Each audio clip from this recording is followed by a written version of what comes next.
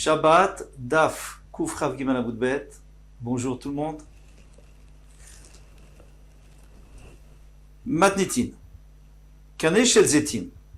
Donc, un bambou, un roseau, avec lequel on remue les olives. Alors, les olives, lorsqu'on les a coupées, il faut les mettre dans un bac. Dans ce bac, elles vont se réchauffer et ça va permettre de mûrir et faciliter la pression de l'huile pour faire sortir l'huile. Or, il faut vérifier, il faut remuer, il faut vérifier celle d'en dessous, etc. Pour cela, on avait un genre de bambou. Imiesh kesher berosho, s'il y a un nœud vers le haut, donc ça pourrait devenir un réceptacle, eh bien, Mekabel Touma, il reçoit la Touma, Vim Laven Mekabel Touma, s'il ne reçoit pas la Touma. Mais Shabbat, de toutes les façons, on a le droit de le prendre parce que c'est un ustensile, c'est un outil. On a le droit de le prendre si on en a besoin pendant Shabbat. Demande la Gemara, Amai, pourquoi est-ce que il serait Mekabel Touma? C'est un ustensile en bois qui n'a pas de réceptacle. Même avec le nœud, c'est pas du tout fait pour mettre dedans un liquide. Il y a des nœuds, c'est normal, hein, dans des bambous, il y a souvent un nœud. La Gemara répond, et continue la Gemara, les simples ustensiles en bois ne reçoivent pas la Touma tant qu'ils n'ont pas de réceptacle. Maïta Amea, quelle est la raison? Donc il y a des sacs, parce que la Torah l'a comparé à sac, c'est un réceptacle. Donc il y a des sacs Baïnan, on en a besoin. Et sans ça, on n'est pas Mekabel Touma. Tana Meshmede Rabbi Nechemia, Bishat Shema Per Bezetim, Ofro Vero Ebo. Il dit au nom de Rabbi Nechemia que lorsque il est en train de remuer, il prélève un peu de liquide et il regarde. C'est pour ça qu'il faut que ça soit en haut, hein, parce que si c'est très bas, il ne verra pas. Il va regarder la couleur, je suppose, du liquide pour savoir si c'est mûr ou pas mûr. Donc finalement, c'est un keli, c'est un réceptacle, et c'est Mekabel Touma. Maintenant pour Shabbat, il n'y a pas de problème, puisque de toute façon c'est un ustensile, on peut utiliser. Matitim. Rabbi Yossi Omer Kol haklim mitanim chutz min hameser hagadol. Tous les ustensiles, on peut les bouger, on peut les déplacer, sauf la grande scie des menuisiers, veillez ted chez le macharisha, le socle de la charrue, le socle qui va dans la terre et qui remue la terre. Eh bien ça, on n'a pas le droit de les déplacer. Même si on en a besoin. Pourquoi? Parce que quelqu'un, généralement, il est pointueux, il ne veut pas qu'on utilise, ça coûte cher. On ne veut pas qu'il utilise pour une autre utilisation, de peur des abîmer. Alors Rav Nachman, il va apporter d'autres ustensiles qui sont aussi mouktsés pour la même raison. On n'a pas tout apporté dans la Mishnah. Alors Rav Nachman, Hay Uchla de Katsare. Alors, Uchla de Katsare, ça veut dire, c'est un genre de récipient en métal percé de trous. Alors, il y a deux pshatim. Est-ce que c'est pour mettre de l'eau dedans et asperger sur les habits? C'était une façon de repasser après l'humidité. Ou alors le contraire, on le met à l'envers sur des braises avec des encens et on met les habits dessus pour leur donner une bonne odeur. Mais en tous les cas, ces trous-là, ils servent justement à laisser passer d'un côté et de l'autre. Eh bien, maintenant, ce récipient, même si on a besoin pour autre chose, on n'a pas le droit de le déplacer parce qu'il est réservé pour ça et on est pointilleux, on ne veut pas l'utiliser pour autre chose. Et donc, c'est qu'il est chez Macharisha, ça aura le même din que le socle de la charrue d'Amia. Ça ressemble. Amarabaye, Charva de Ushkefe. Charva, c'est comme Kherev, donc c'est le couteau de Ushkefe, le couteau du cordonnier avec lequel il fait des lanières, où il coupe son cuir. Sakina des Ashkafta, ou alors le couteau du boucher. C'est des couteaux assez aiguisés et fragiles. Vechatzina des nagrés, et la hache des nagarés, du menuisier, qui était chez Macharish Adami, ça sera aussi considéré comme mouktsé, comme le socle de la Macharisha, parce que on est pointilleux, on ne veut pas l'utiliser pour autre chose. Alors, si on ne veut pas l'utiliser pour autre chose, donc à l'entrée de Shabbat, si je t'avais posé la question, qu'est-ce que tu aurais dit? Je ne peux pas l'utiliser, parce qu'on n'a pas le droit, n'a pas le droit de travailler, on n'a pas le droit d'utiliser pour leur utilisation, un cordonnier ne peut pas travailler Shabbat, etc. Donc, je t'aurais dit non, il ne va pas être utilisé, donc il devient Mouktsé. Tanoura Banan. Alors maintenant, on va faire un peu d'histoire. On va nous enseigner. Barishona, au début, à Yomrim, il disait, Shlosha Kelim Nitalim Be Shabbat. Il n'y a que 3 Kelim, 3 ustensiles qu'on a le droit de prendre Shabbat. Mikso Hashel Devela. Mikso Hashel Devela, donc c'est un genre de couche de hachette pour couper la Devela. La Devela, donc c'est les figues sèches qui sont relativement dures à couper. Et ça, donc cet ustensile, on en a absolument besoin Shabbat.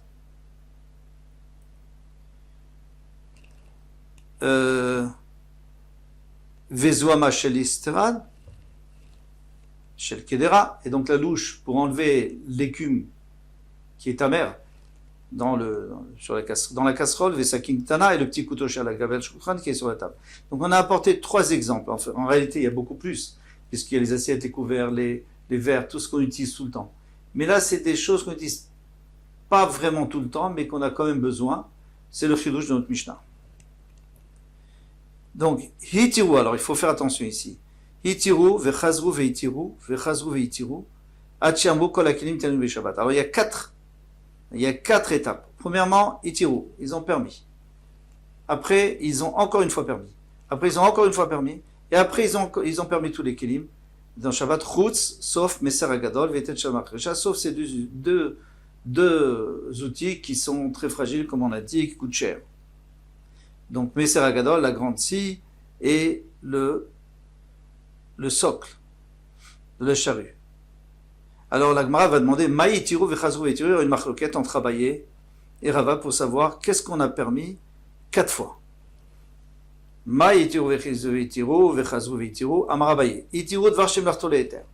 a permis une chose dont l'utilisation est permise Shabbat. Un couteau, une fourchette, un verre, une assiette, un plateau. Les tzorer goufo, si on en a besoin. Parce que si on n'en a pas besoin, on n'avait pas le droit avant. Pourquoi on n'avait pas le droit? Parce qu'on avait dit que les Bnei Israël, on va le revoir, je pense, eh bien, les Bnei Israël, malheureusement, ils dénigraient le Shabbat. Donc, on a tout interdit, sauf vraiment ce qu'on utilisait tout le temps. Et là, on a permis les tzorer goufo si on en a besoin. Les chazrou veitiru, et après, ils ont permis une deuxième fois de varchem l'arto les éthers, les tzorer mekomo, même si on n'en a pas besoin, mais on a besoin d'endroit, donc on a le droit de déplacer, d'enlever pour avoir l'endroit. Les chazrou, donc la troisième fois veitiru, ils ont permis de varchem l'arto les issour, même un tournevis, un marteau, les tzorer goufo, si on en a besoin. Oui, les tzorer mekomo, non. Mais si on n'en a pas besoin, non. Mais pour son endroit, non. C'est-à-dire, s'il nous dérange sur la table, on n'a pas le droit d'enlever. Et pour l'instant, tout ça, si c'était quelque chose de pas lourd avec une main, qu'on pouvait prendre avec une main, mais s'il fallait prendre avec 2 mains, on n'avait pas permis. Jusqu'à ce qu'on ait dit que tous les kelim, on pouvait les prendre Shabbat, eh bien, même s'il faut 2 mains. Alors ça c'est Abaye. Maintenant Rava lui il n'est pas d'accord avec ça. Amarle Rava, Mirde, Hitiru Katane. S'ils ont permis Mali les tzor goufo, Mali les tzor mekomo. Qu'est-ce que ça me change si c'est pour l'utiliser ou c'est parce que j'ai besoin d'un endroit? Mais de toute façon c'est un besoin de Shabbat. Si j'ai besoin d'un marteau pour casser des noix, ou si j'ai besoin d'enlever un marteau parce que je veux manger à table, c'est la même chose. Donc il n'y a pas de raison. Donc lui, il va être Mekil. Lui, Rava, lui il va dire, ça va en même temps.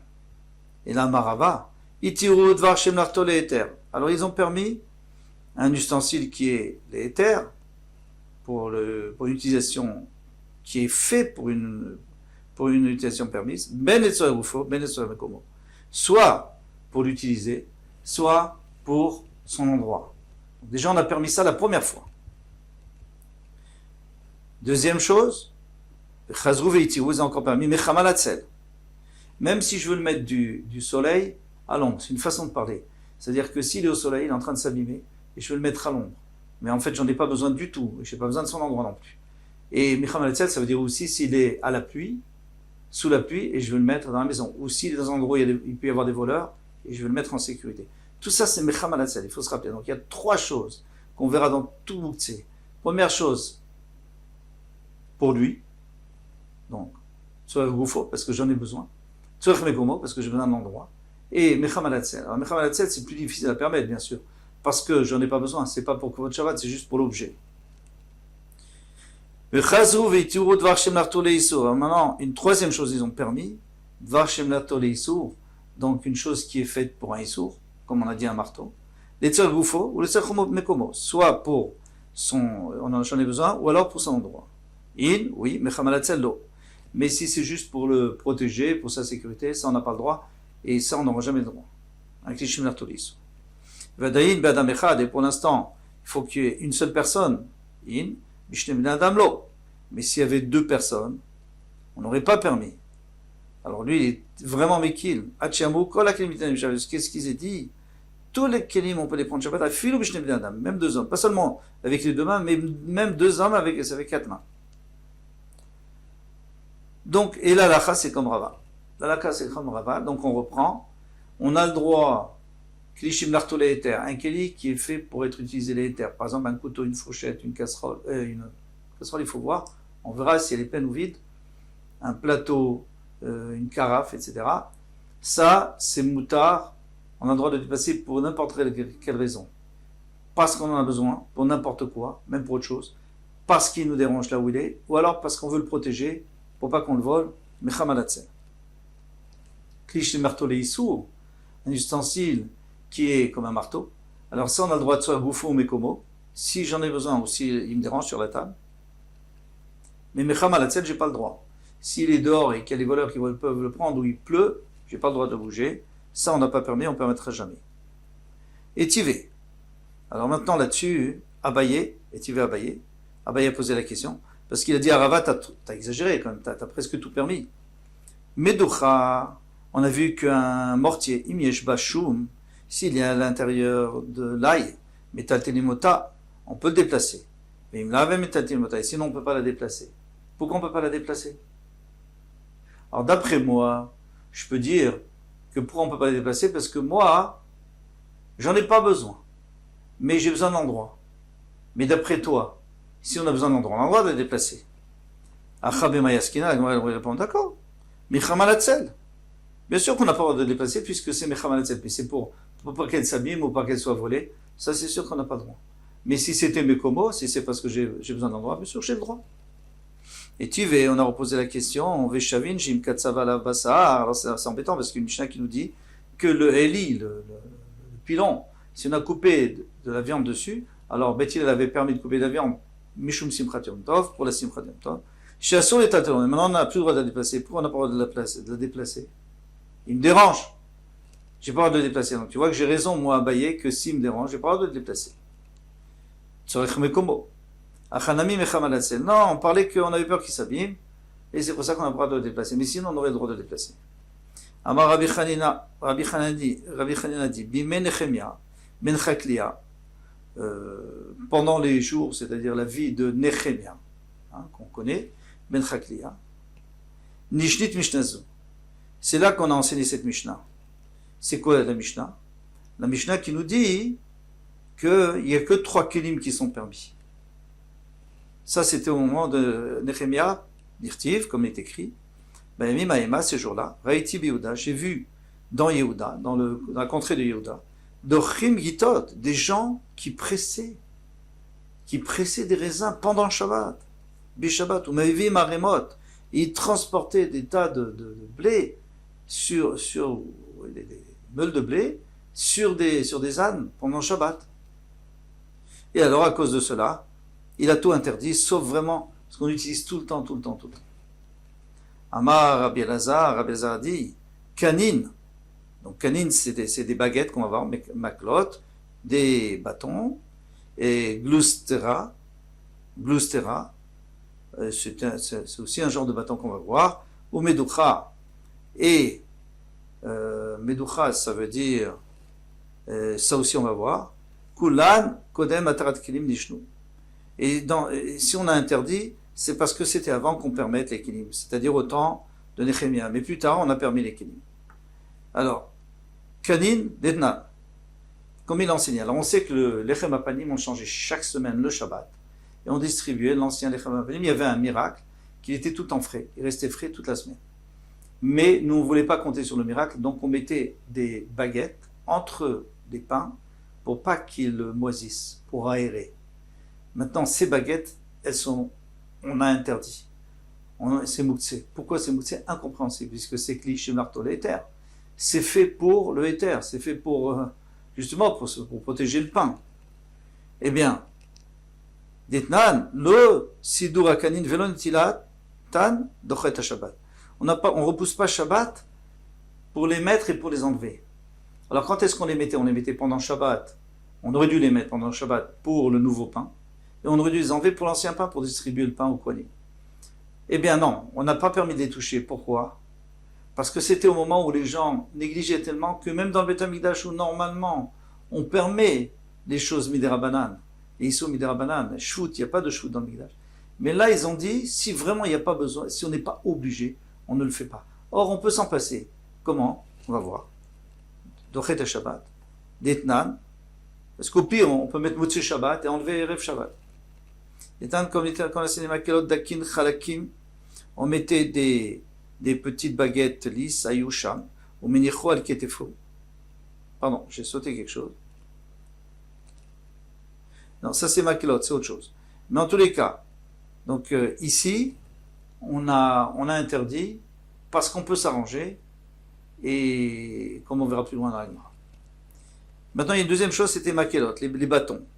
Maintenant, makelot dakin chalakin, il y avait des bâtons fins. Hayusham, là-bas, dans le Beth Amikdash, et il mettait sur son épaule et sur l'épaule d'un autre Kohen, Vetolé, ou Mafshit, et dessus il mettait la bête qu'on avait, le Korban, Pessah, et comme ça il pouvait le dépecer. Mais si c'est le 14, donc Erev Pessah qui tombe Shabbat, manière Yado, donc au lieu de prendre ses bâtons, on ne va pas prendre ses bâtons, on ne va pas permettre de prendre ses bâtons. Et on tourne la page, Al-Katef Chavero, il met sa main carrément sur l'épaule de son Chaver, Viat Chavero Al-Katefo, et son Chaver met sur son épaule, Vetolé, ou Mafshit. Et donc, il suspend et il dépaisse. Donc, qu'est-ce qu'on voit ici? On voit ici qu'on a interdit Shabbat. On a interdit Shabbat les bâtons. Si c'est vendredi, il n'y a pas de problème. Si c'est Rev Yom Tov, il n'y a pas de problème. Et si c'est un Shabbat, qui est Rev Yom Tov, on a interdit. Donc, c'est vraiment une grande khumra qu'on a interdit. Donc apparemment, c'est bien sûr avant qu'on ait permis les kelim, c'est au moment, après Nehemia, lorsqu'il a fait toutes ces xérotes. Je pense qu'on peut s'arrêter là. Kol Tuv, à demain, Bezrat Hashem.